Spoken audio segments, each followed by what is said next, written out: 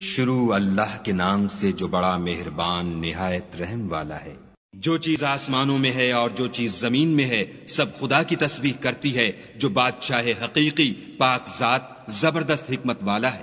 وہی تو ہے جس نے ان پڑھوں میں انہی میں سے محمد صلی اللہ علیہ وآلہ وسلم کو پیغمبر بنا کر بھیجا، جو ان کے سامنے اس کی آیتیں پڑھتے اور ان کو پاک کرتے اور خدا کی کتاب اور دانائی سکھاتے ہیں۔ اور اس سے پہلے تو یہ لوگ صریح گمراہی میں تھے، اور ان میں سے اور لوگوں کی طرف بھی ان کو بھیجا ہے جو ابھی ان مسلمانوں سے نہیں ملے، اور وہ غالب حکمت والا ہے۔ یہ خدا کا فضل ہے، جسے چاہتا ہے عطا کرتا ہے، اور خدا بڑے فضل کا مالک ہے۔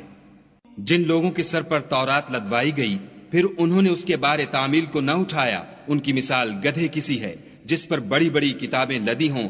جو لوگ خدا کی آیتوں کی تکذیب کرتے ہیں ان کی مثال بری ہے، اور خدا ظالم لوگوں کو ہدایت نہیں دیتا۔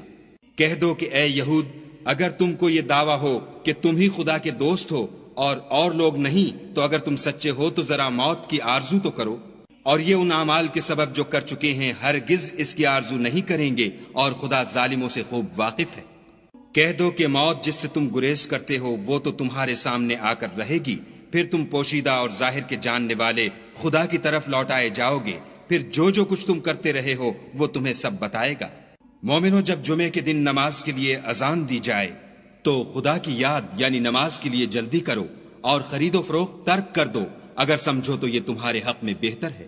پھر جب نماز ہو چکے تو اپنی اپنی راہ لو اور خدا کا فضل تلاش کرو، اور خدا کو بہت بہت یاد کرتے رہو تاکہ نجات پاؤ۔ اور جب یہ لوگ سودا بکتا یا تماشا ہوتا دیکھتے ہیں تو ادھر بھاگ جاتے ہیں اور تمہیں کھڑے کا کھڑا چھوڑ جاتے ہیں۔ کہہ دو کہ جو چیز خدا کے ہاں ہے وہ تماشے اور سودے سے کہیں بہتر ہے، اور خدا سب سے بہتر